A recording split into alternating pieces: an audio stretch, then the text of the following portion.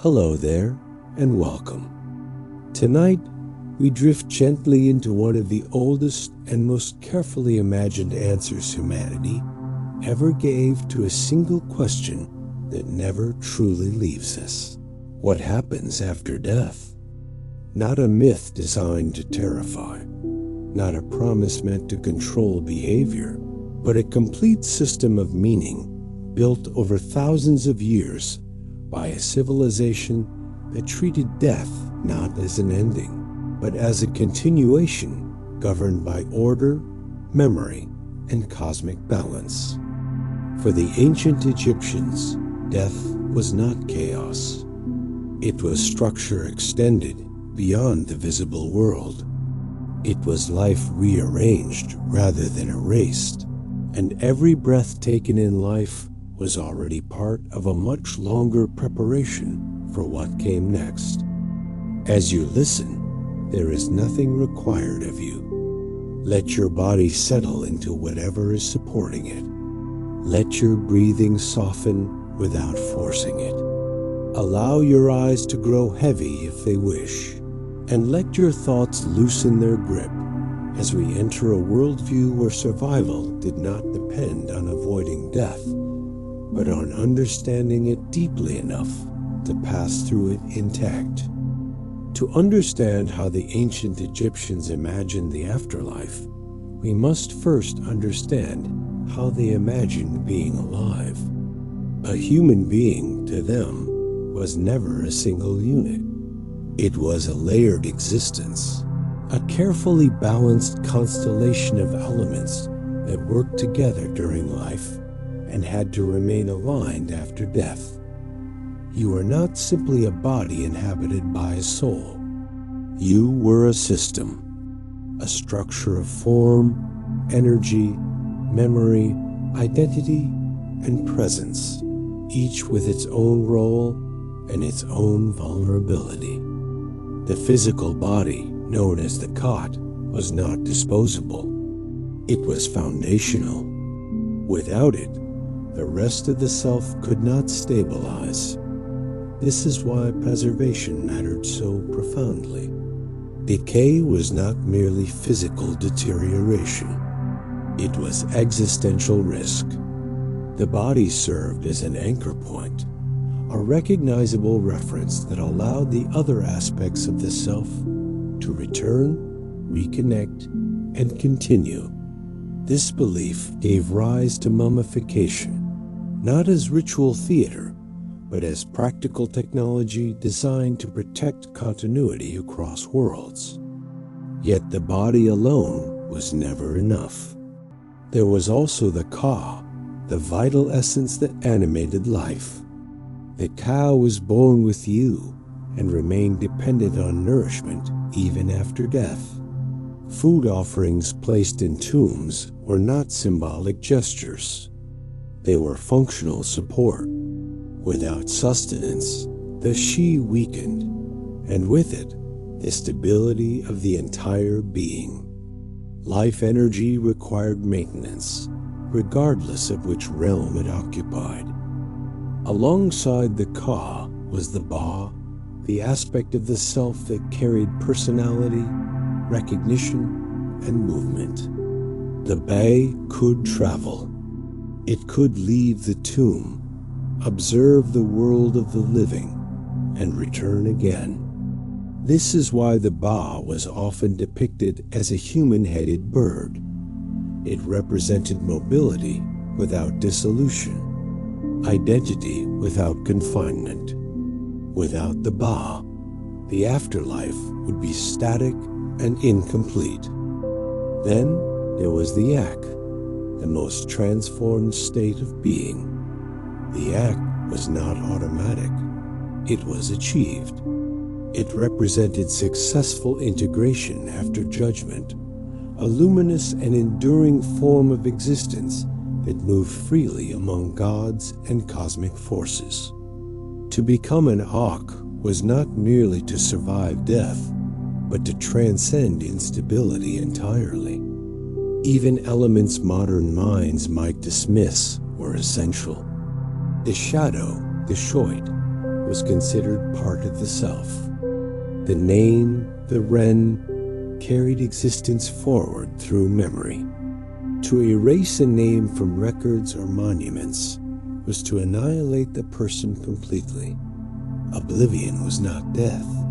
Forgetting was. When death arrived, the journey did not open into peace. It opened into uncertainty. The soul entered the duat, a realm between worlds that was neither paradise nor punishment, but a landscape of transformation. The duat was filled with gates, waterways, regions of darkness, and beings that tested awareness rather than morality. Progress through it required recognition, precision, and knowledge. This was not a place where faith alone carried you forward. Competence mattered. This is why tombs were filled with texts. The Book of the Dead was not a single book, and not meant for reading by the living. It was a collection of spells, declarations, and instructions designed to preserve identity and guide navigation. These texts taught the deceased how to address guardians correctly, how to assert their name, how to avoid traps designed to dissolve the unprepared. In the afterlife, losing your sense of self was the greatest danger of all. One of the most critical moments came within the Hall of Two Truths, where judgment took place. This was not a courtroom built on accusation or defense. It was a calibration of alignment.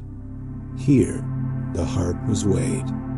The heart, not the brain, was the center of thought, memory, intention, and moral weight. During mummification, the brain was removed and discarded. The heart was preserved with care because it carried the record of a lifetime. On one side of the scale rested the heart. On the other lay the feather of Mate, the principle of truth, balance, and cosmic order. This was not about perfection. It was about harmony. A heart heavy with distortion, deception, or imbalance could not proceed, not because it was punished, but because it could not align with the structure of the afterlife itself. And here, the ancient Egyptian vision becomes quietly profound. Judgment was not something imposed. It was something revealed. The heart testified without words. The scale did not decide. It showed. Beyond the weighing of the heart, the journey did not suddenly become easy. Passing judgment did not grant rest. It granted permission to continue. The soul moved deeper into the duat, where space behaved differently, and time no longer followed the rhythm of the sun. Night and day were not opposites here. They were layers. Regions overlapped. Paths looped. The landscape shifted according to knowledge rather than direction, and progress depended less on strength than on recognition. The duat was filled with gates, each guarded by beings whose power lay in their names. These guardians were not evil in the moral sense. They were functions of order. To pass, the soul had to know who stood before it and what role they served. Ignorance was dangerous not because it was sinful, but because it dissolved orientation. Knowledge acted like gravity, keeping the soul anchored as it moved through spaces where form could easily unravel. Boats were essential in this realm.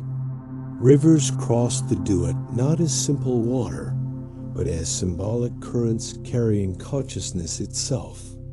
To sail meant to remain coherent while moving through change.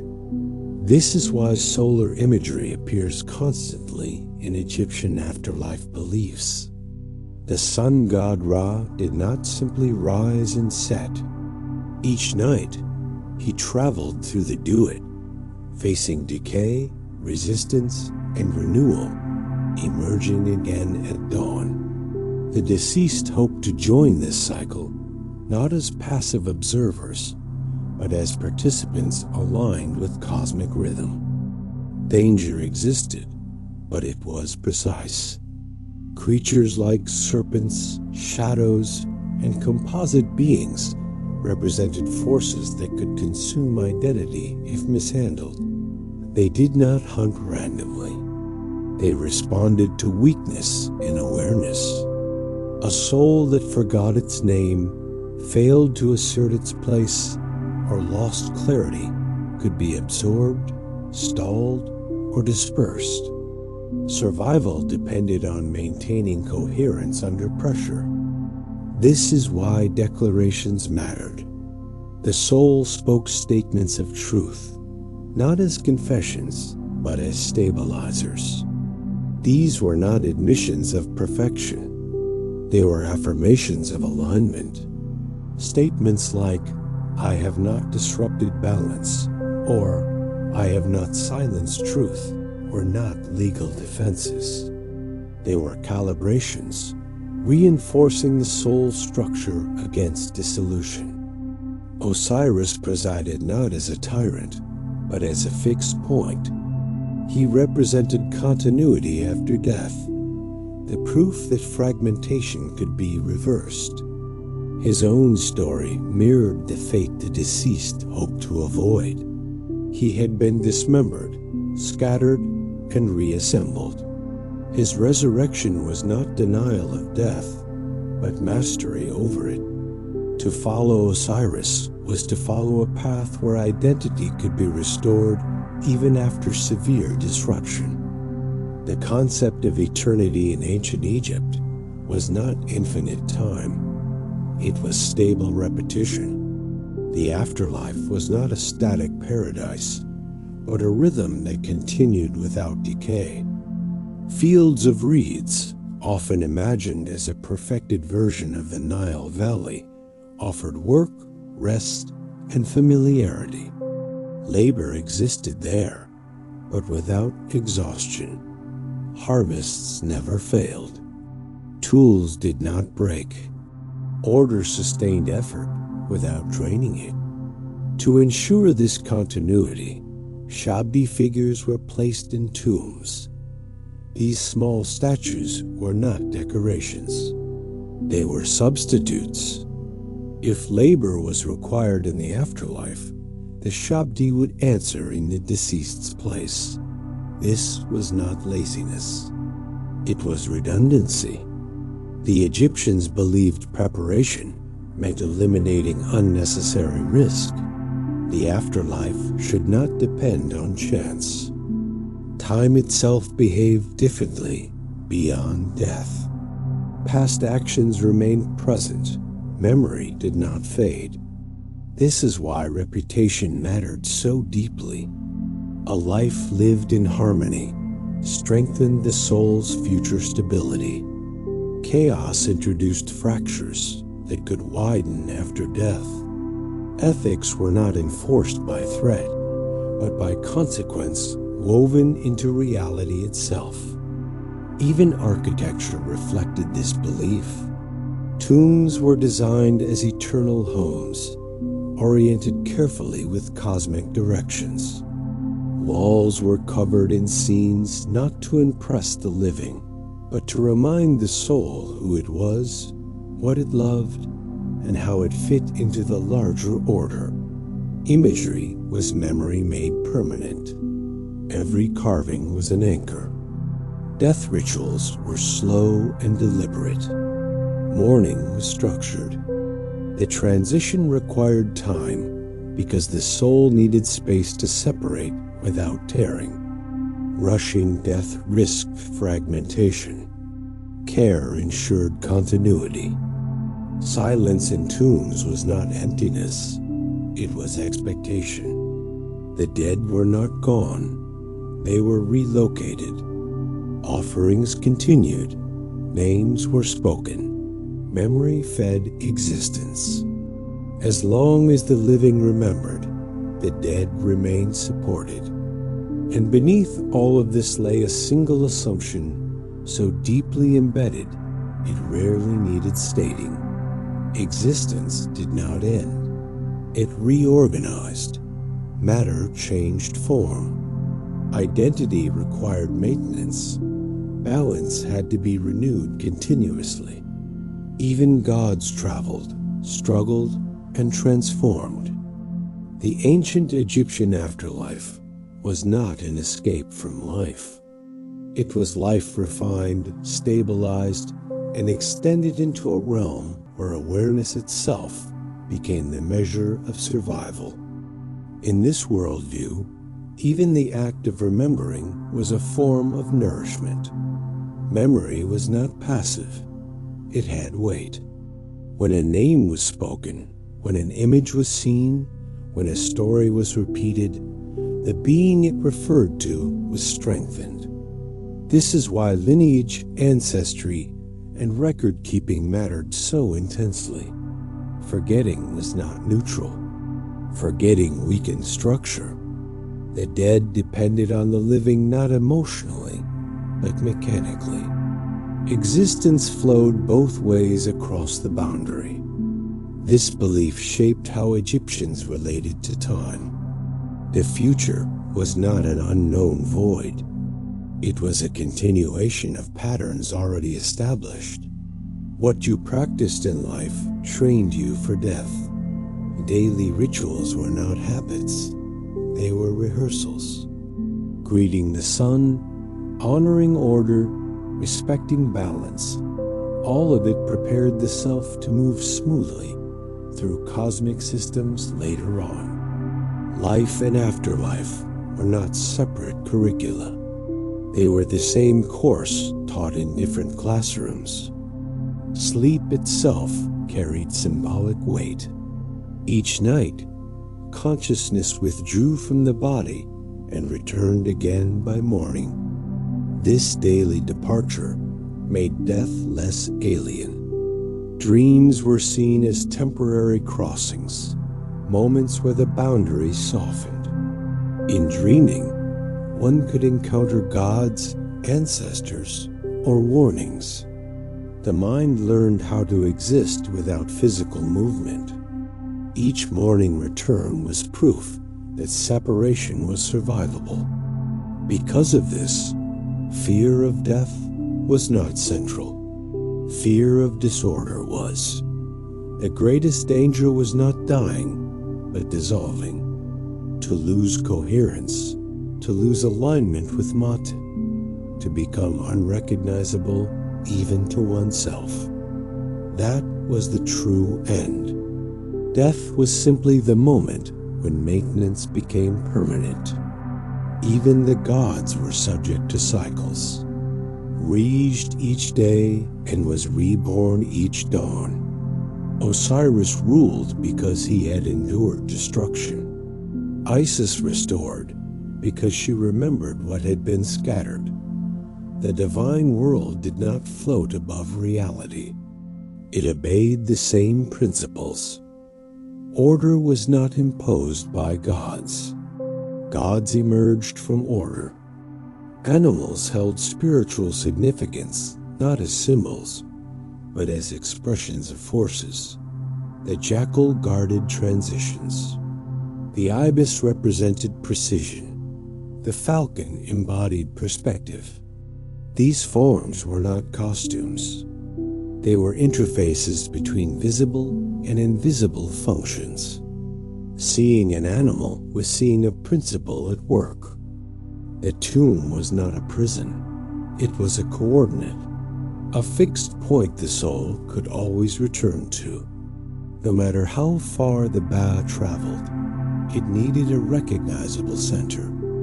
This is why damage to tombs was feared. It was not vandalism. It was destabilization. Mummification preserved more than flesh. It preserved orientation. The body needed to be recognizable to itself. Distortion confused reintegration. Every wrapping, every resin, Every amulet served a specific role in maintaining identity across separation. Magic was not fantasy.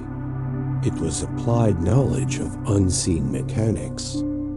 Amulets were placed with precision. The scarab protected the heart. The eye restored wholeness, not sealed continuity. Each object reinforced a system already in motion.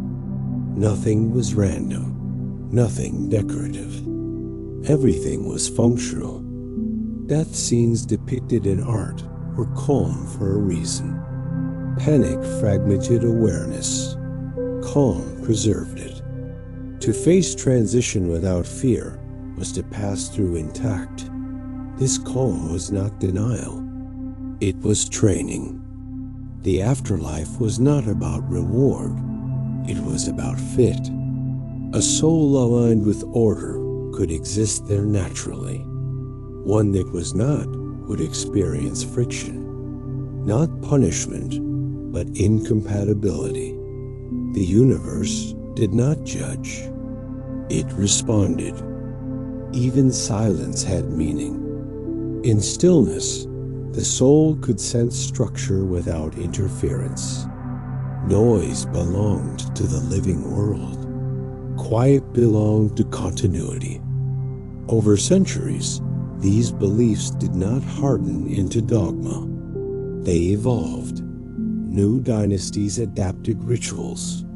Texts expanded. But the core remained unchanged. Existence required balance. Balance required awareness. Awareness required care. To the ancient Egyptians, immortality was not endless time. It was sustainable presence. To exist without eroding. To move without losing form. To remember and be remembered. To remain. And so, death was not the great unknown. It was the great passage. Carefully mapped, carefully supported, carefully rehearsed every day of a life, lived in alignment with the unseen architecture of reality itself. Within this system, morality was not enforced by fear of punishment, but by the physics of balance. Actions carried weight because they shaped internal structure. A person who lived in constant disruption trained the soul to exist in fragmentation. A person who practiced steadiness trained coherence. The afterlife did not correct imbalance. It revealed it. This made ethical living less about obedience and more about self-engineering. You became what you practiced. This belief quietly influenced how emotions were understood. Excessive rage, uncontrolled grief, or relentless envy were not sins. They were destabilizers. Emotional extremes bent the inner architecture of the self, making it harder to maintain form under pressure. Calm was not virtue signaling. It was structural integrity. To remain composed was to remain whole. Grief rituals reflected this understanding. Mourning was allowed, but it followed rhythm. There were periods for expression and periods for stillness. Unending despair threatened both the living and the dead by pulling attention into collapse. Structured grief honored loss without surrendering order. It was another form of balance training. Children were taught these principles indirectly. Stories, festivals, and daily observances encoded the afterlife worldview without lectures. The rhythm of the Nile itself reinforced the lesson. Flood, retreat, growth, harvest. Change without annihilation.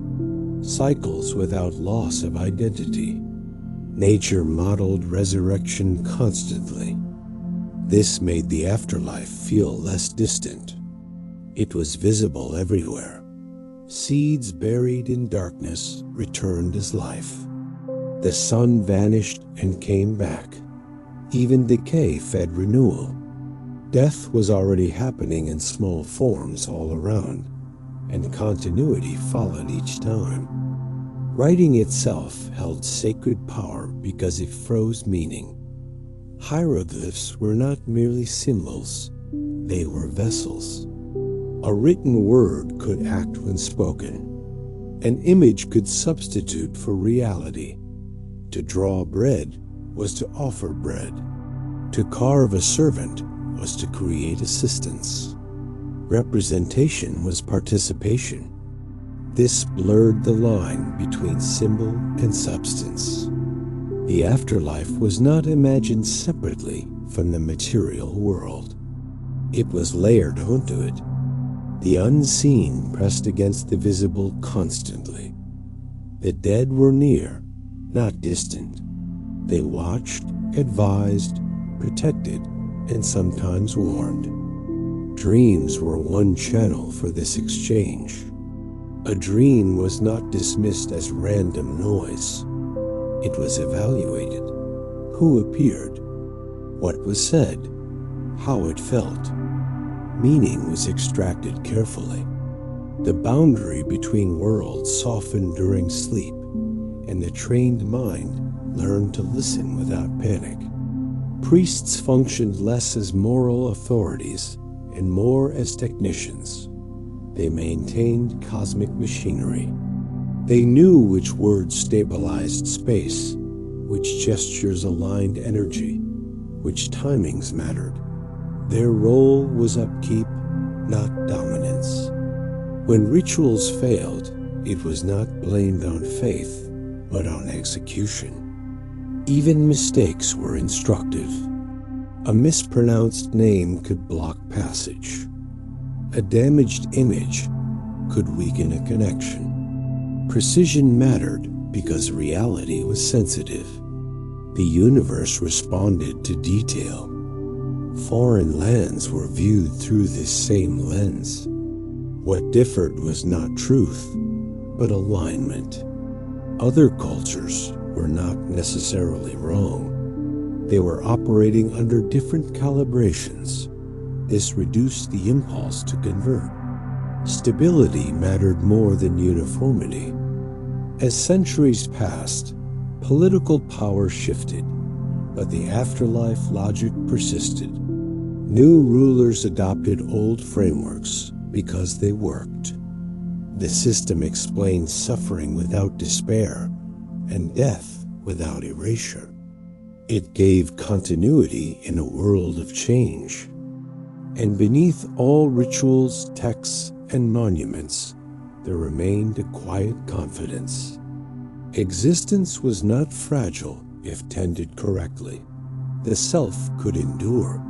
The universe was not hostile. It was ordered, responsive, and knowable through patience. This confidence softened fear, not by denying danger, but by contextualizing it. Death was not a cliff. It was a threshold with instructions.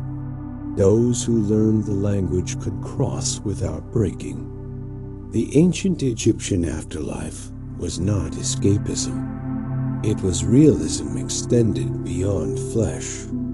It acknowledged decay, loss, and danger, yet insisted that structure could outlast all three. Meaning did not float above matter. It was embedded within it. And so the living prepared, not obsessively, but deliberately. Every balanced choice strengthened tomorrow's stability. Every remembered name reinforced continuity. Every calm breath rehearsed endurance. What is often misunderstood is that this vision of continuity did not remove uncertainty. It reframed it. The ancient Egyptians did not believe the afterlife was effortless. They believed it was navigable. Difficulty was expected. Struggle was anticipated. But chaos was not assumed. The universe was seen as complex, not cruel.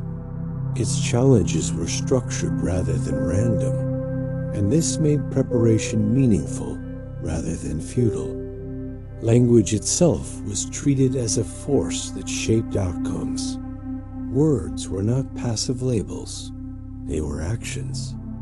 To speak correctly was to move correctly within reality.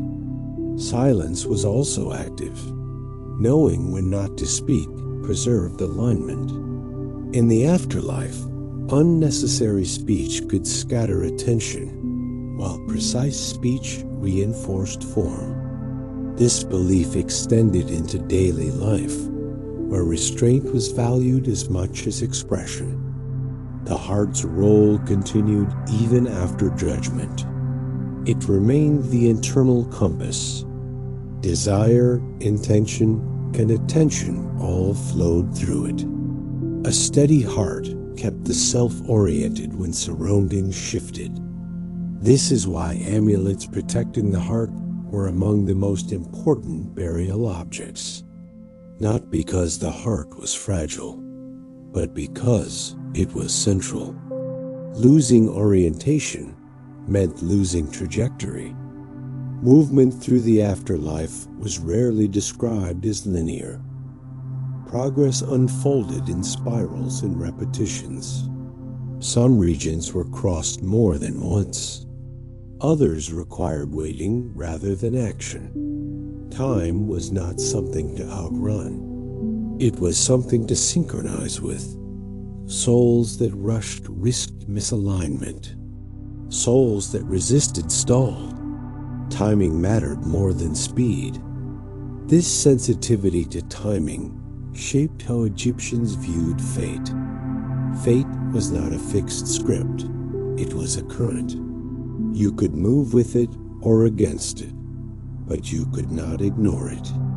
Wisdom lay in reading its direction and adjusting posture accordingly. This applied in life as much as in death. Flexibility was survival. The presence of danger in the afterlife served a specific function. It prevented stagnation. A world without challenge would dissolve into meaninglessness. Obstacles gave form to awareness. Each gate, each guardian, each test sharpened identity by forcing the soul to remember who it was and why it continued. Even the terrifying figures had purpose.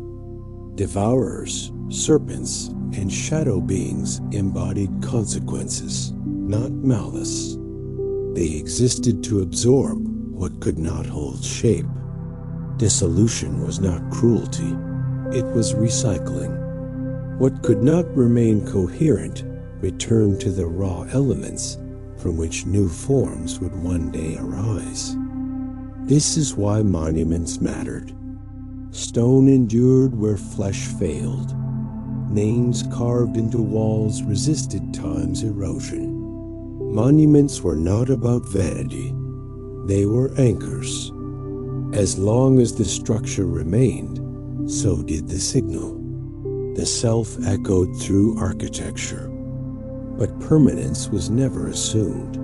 Even stone could erode. This is why adaptability was prized. The soul was expected to change form while retaining essence. Rigidity was dangerous.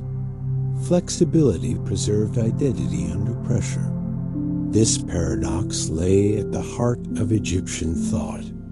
Stability required the ability to transform. This belief extended to the gods themselves. They were not static ideals. They aged, struggled, merged, and separated. Divinity was not perfection. It was participation at a different scale. Gods followed the same laws, only with greater reach. Thus, the afterlife was not a reward granted by authority. It was a state accessed through compatibility. One entered not because one was chosen, but because one fit. Fit was earned through alignment, not obedience. Every ritual, every carving, every spoken name reinforced this alignment. Life was not a test, it was training. Death was not a verdict. It was deployment into a different environment. And beneath all this complexity ran a quiet assurance. Existence was intelligible. The universe could be learned. With patience, attention, and care, one could move through its layers without losing oneself. So the Egyptians did not rush the end. They prepared for continuity. They lived with one eye on balance, not because they feared death, but because they understood it was only another state of being, governed by the same principles that shaped breath, river, sun, and memory. As this understanding settled into daily life, it quietly shaped how effort was valued. Work was not only for survival in the present world, it was imprinting. The way a person performed ordinary tasks trained attention, patience, and rhythm. Farming, crafting, governing, and even waiting were seen as exercises in alignment. Carelessness was costly not because it broke rules, but because it trained fragmentation. Precision trained continuity. This view softened the divide between sacred and ordinary. There was no sharp line. Cooking, cleaning, walking along the riverbank, and speaking with neighbors all carried weight. Each action either reinforced balance or introduced distortion. Life was not something to escape in preparation for death. It was the primary field where the afterlife was assembled piece by piece. Silence was cultivated intentionally, not as emptiness, but as listening. In quiet states, subtle imbalances could be sensed before they hardened. The mind learned to detect drift early when correction required little effort. This skill mattered later when the afterlife demanded self-correction without external guidance. Silence was rehearsal for self-navigation. Even humor had a role. Laughter released tension that could otherwise crystallize into rigidity. A rigid self fractured more easily under pressure. Flexibility preserved coherence. Joy was not distraction. It was lubrication for continuity. The idea of legacy extended beyond bloodlines. Influence mattered. A person who brought steadiness into others' lives strengthened the network that would later remember them. Memory was social. To be remembered widely was to be supported widely. This gave generosity a structural incentive. Helping others stabilize strengthened the conditions for one's own persistence. This also shaped leadership. Authority was justified not by dominance, but by maintenance of balance. A ruler who disrupted harmony endangered everyone, including themselves. Political collapse was not only social failure, it was cosmic misalignment. The health of the land reflected the health of leadership.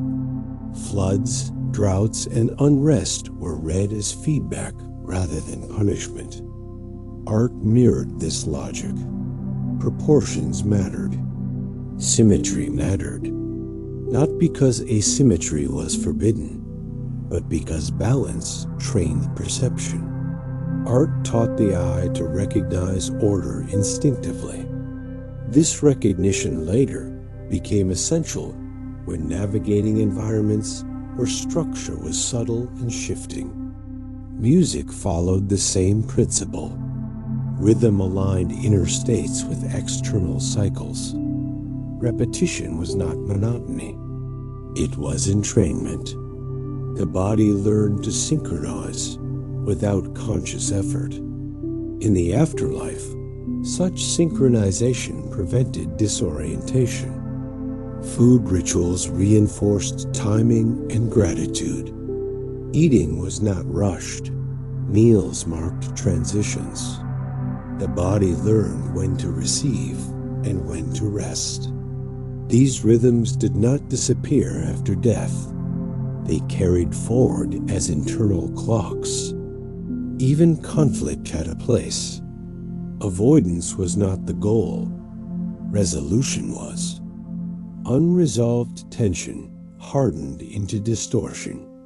Addressing conflict restored flow. This made honesty a stabilizing force rather than a moral demand. Truth aligned systems. Deception twisted them. The ancient Egyptian vision did not promise comfort. It promised coherence.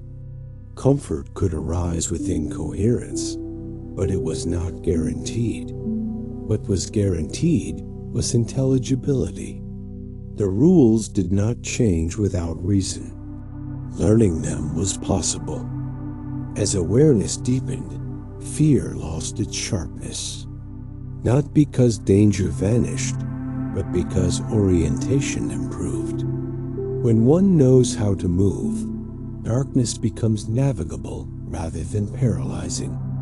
The afterlife was dark in places, but not unintelligible. This perspective allowed patience with suffering. Pain was not always meaningful, but it was informative. It signaled misalignment or necessary transformation. Responding skillfully mattered more than eliminating discomfort immediately. This skill was transferable beyond death. And so, the Egyptian preparation for the afterlife was not an obsession with the end, but a devotion to continuity. Each day added a layer. Each choice refined structure. Each remembered name strengthened presence. Existence was not held together by hope alone. It was maintained through practice, through attention, through rhythm, through the quiet, repeated act of staying aligned within a universe that never stopped moving. As generations passed, this framework quietly absorbed change without losing its core. Foreign influences arrived. Dynasties rose and fell. Languages shifted, yet the underlying logic of continuity endured.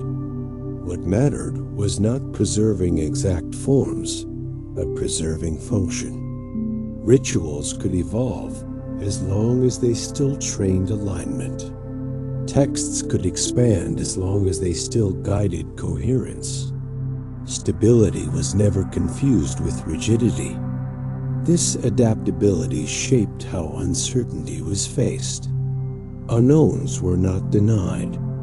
They were approached with preparation rather than panic. The Egyptians did not expect to control every outcome. They expected to remain oriented within outcomes they could not predict. This distinction mattered. Control fractures when reality resists it. Orientation survives resistance. The idea of selfhood remained fluid. Identity was not a single point, but a pattern that could be recognized across change. Aging did not erase the self. Death did not erase the self. Only loss of pattern did. This made consistency of values more important than consistency of circumstance. You could change roles, locations, and even forms as long as the internal pattern held. Memory operated less like storage and more like resonance. Certain actions echoed more strongly than others. Acts aligned with balance carried further. They impressed themselves into the structure of the self. Small repeated distortions also accumulated quietly. Nothing was neutral. Every movement tilted the pattern slightly. This is why moderation mattered. Extremes were risky not because they were forbidden, but because they strained structure. Excess joy could scatter attention. Excess sorrow could collapse it inward. The goal was not emotional flatness, but elasticity. To feel deeply without tearing. Dream interpretation reflected this elasticity. Dreams were not taken literally, yet they were not dismissed. They were read as signals about internal balance. Repetition mattered more than content. A recurring image suggested a pattern seeking recognition. Attention to dreams was another form of maintenance.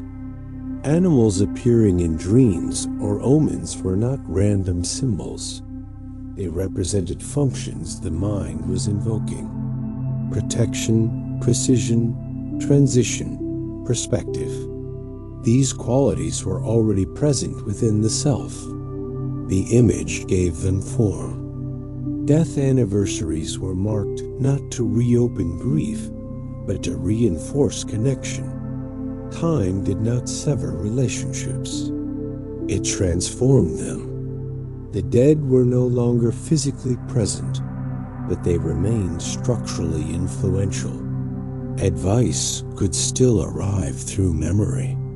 Support could still be felt through ritual. This continuity reshaped courage. Bravery was not defined by defiance of death, but by steadiness in its presence. A calm mind did not deny risk.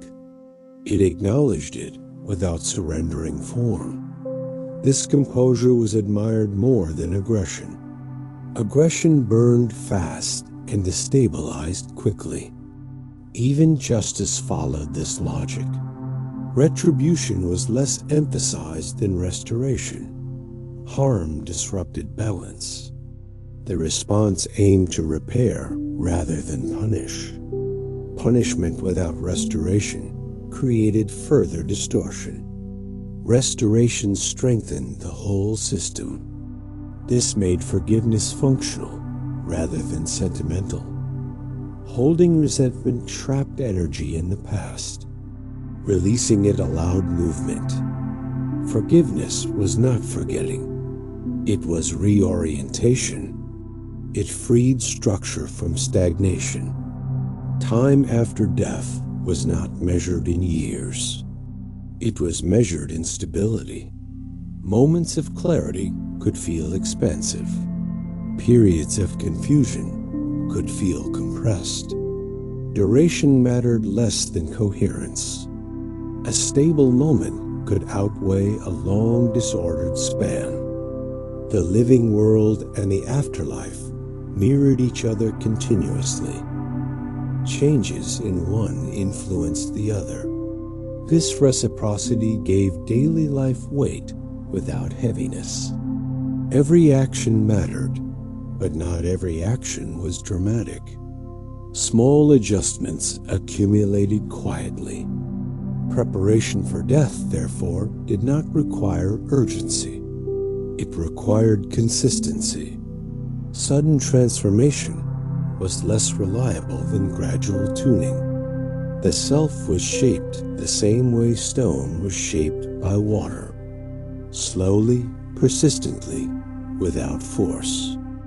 This approach allowed peace without passivity, acceptance without resignation, movement without panic. The ancient Egyptian afterlife was not an escape from responsibility. It was responsibility extended beyond visibility. And within this extension, the self continued learning. Not lessons imposed from outside, but insights arising from alignment and misalignment. The universe responded. Feedback arrived. Adjustment followed. The journey remained active, not as struggle, but as participation, not as striving, but as staying in rhythm. Identity did not freeze. It refined itself through continued engagement with order, change, and memory. At this stage of the journey, the distinction between inner and outer worlds became increasingly thin. What had once felt like an environment to move through now felt more like a condition to remain within. Space was no longer something crossed. It was something inhabited through awareness.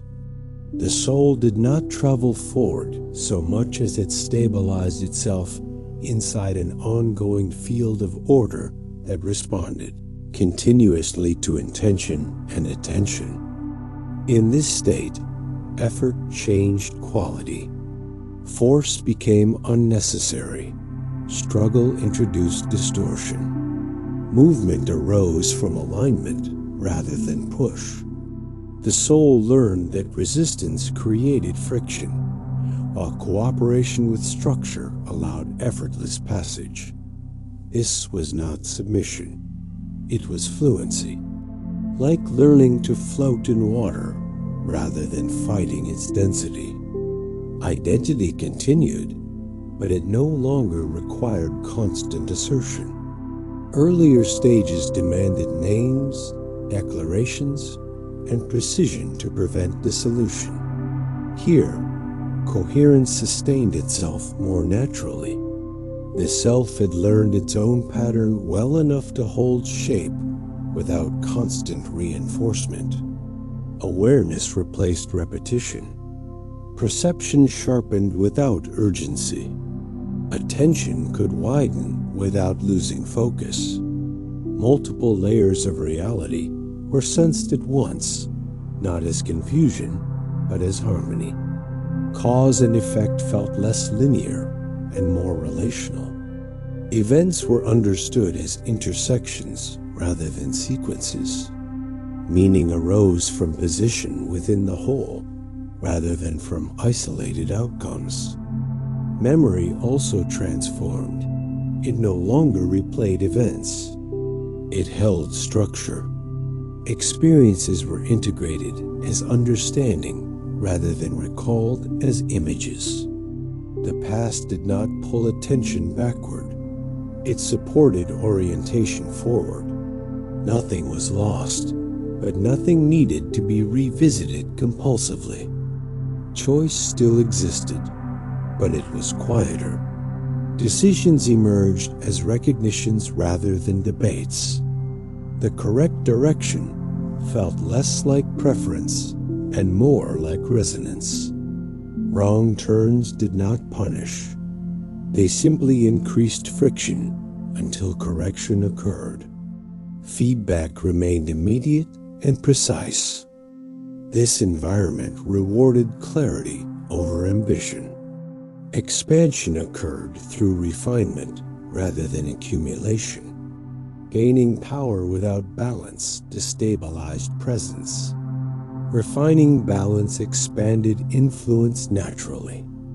The soul learned that magnitude was less important than placement.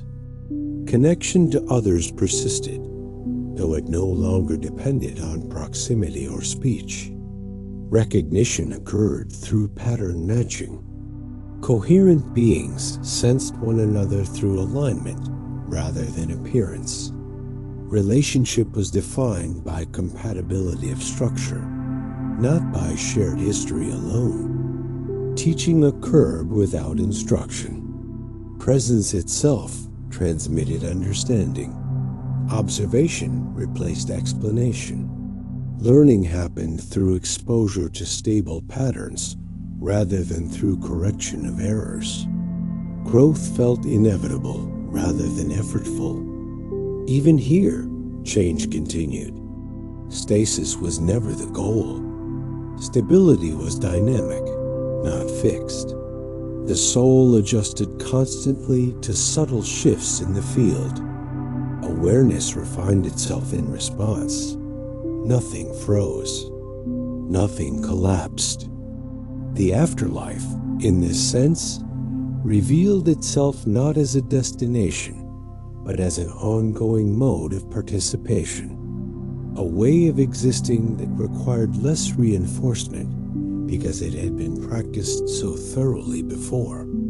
Preparation showed its value not through reward, but through ease. There was no final threshold to cross, no ultimate gate that closed behind. Continuity did not culminate. It sustained. Existence unfolded as a series of attunements, each quieter than the last, each requiring less effort than the one before. And within this unfolding, the soul did not disappear into abstraction. It remained specific without being isolated, distinct without being separate, integrated without being dissolved. Awareness continued, not held together by ritual or memory now, but by fluency with order itself. The same principles that once governed breath, balance, and daily rhythm now governed presence beyond form. In this continuing state, awareness no longer searched for meaning, because meaning was embedded everywhere it rested. What once felt like interpretation now felt like recognition. The soul did not analyze its surroundings. It understood them through participation. Every shift in attention produced a corresponding shift in experience, as if reality itself responded to posture rather than demand. Nothing needed to be taken. Everything arrived through alignment. Responsibility remained, though it no longer carried urgency. Actions still mattered, but their consequences unfolded smoothly, without shock. Cause and effect felt intimate rather than distant. The soul sensed outcomes forming long before they manifested, allowing adjustment without disruption. This created a sense of quiet agency, not control, but stewardship of one's own coherence. Individuality softened without dissolving. The self was no longer defended at sharp edges. Boundaries were permeable, allowing exchange without loss. Influence flowed both directions. To encounter another presence was not to collide, but to overlap briefly, exchanging information through resonance. Separation existed, yet it was gentle, like adjacent tones rather than opposing forces. In this environment, attention itself became the primary mode of movement. Where attention rested, experience organized. Where attention drifted, structure loosened. This made focus a form of locomotion. Stillness was not immobility. It was precise placement within the field. Motion could occur without displacement, simply by shifting awareness. Effortless memory continued to support orientation. Not memories of events, but memory of principles. The soul remembered how to remain balanced under variation. It remembered how to respond without urgency. These were not recalled lessons, but ingrained capacities, like breathing without instruction. The presence of order did not eliminate mystery. Instead, mystery lost its threat. Unknowns were approached with curiosity rather than fear. Exploration resumed, not of territory, but of nuance. Subtle variations in balance, fine gradations of coherence, delicate differences in alignment became the new landscape. Growth occurred through refinement rather than expansion. Progress was measured in sensitivity, not accumulation. The soul learned to detect increasingly subtle disturbances and correct them before they propagated. This sensitivity did not create fragility. It created resilience through responsiveness. Relationship with time shifted further. Sequence mattered less than synchronization. Moments were not counted, they were tuned. Duration was experienced as density of alignment rather than length. A single well-aligned moment could contain more continuity than long spans of diffuse presence. The notion of destination faded entirely.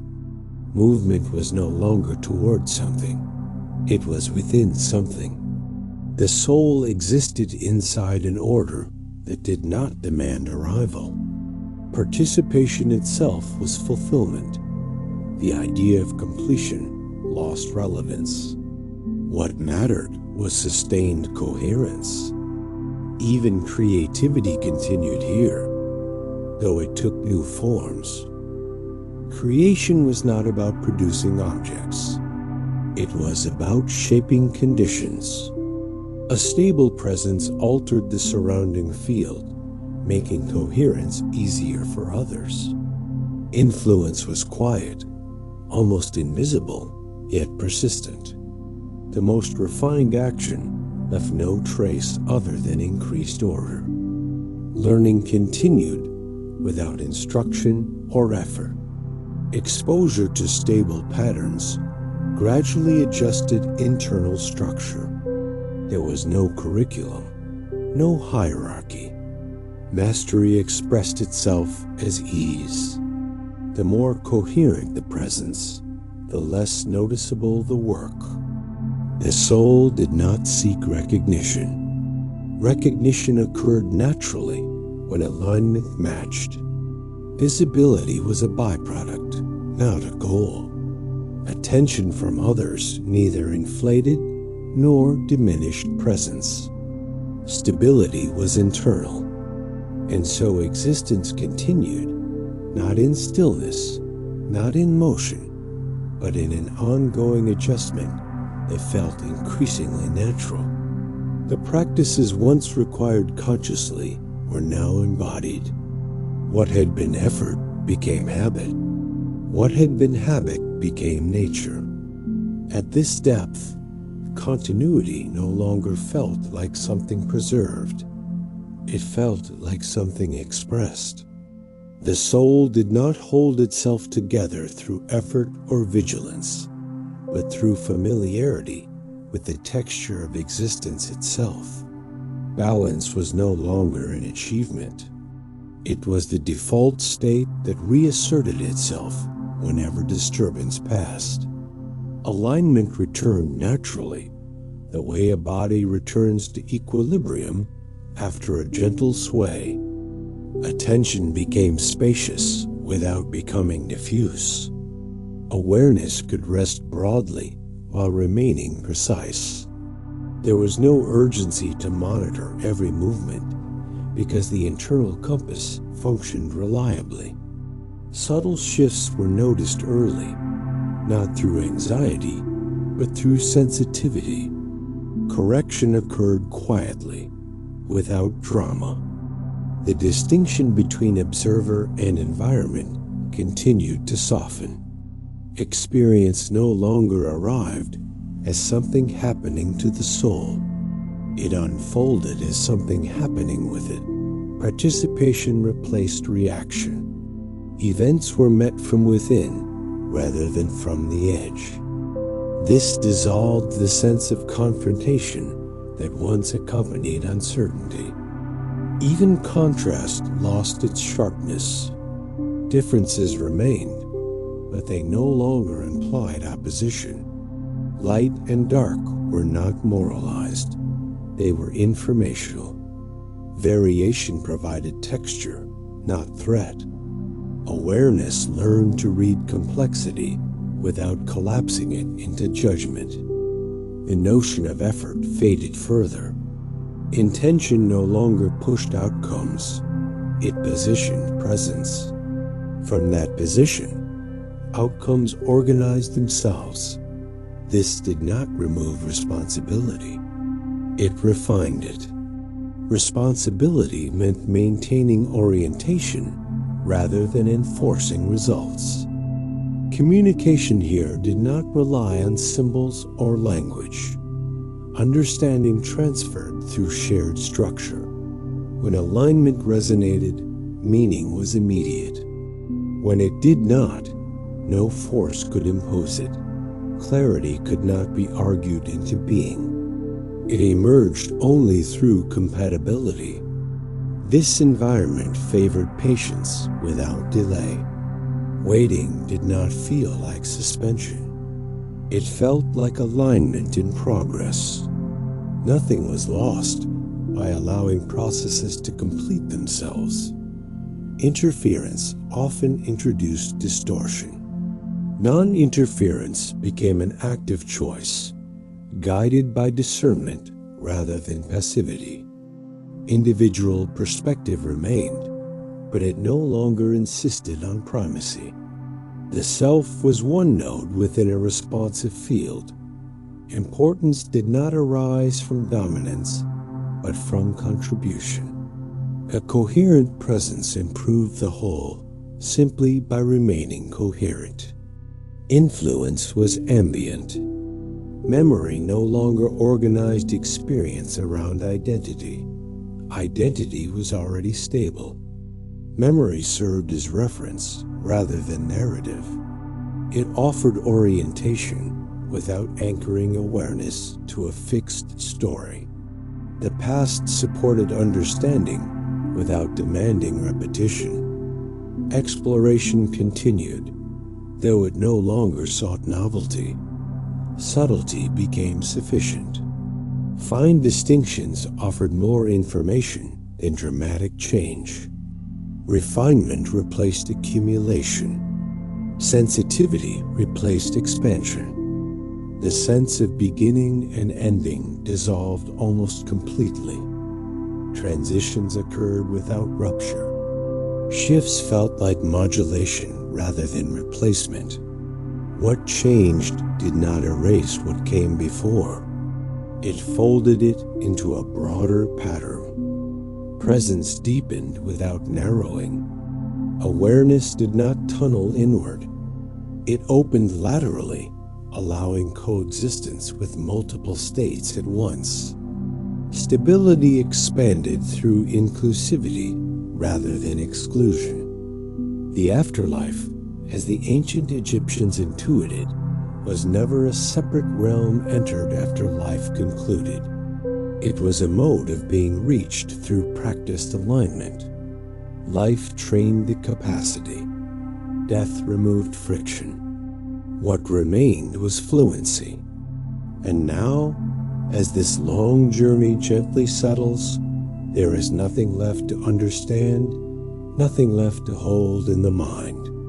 The ancient Egyptian vision of the afterlife was never meant to be grasped all at once.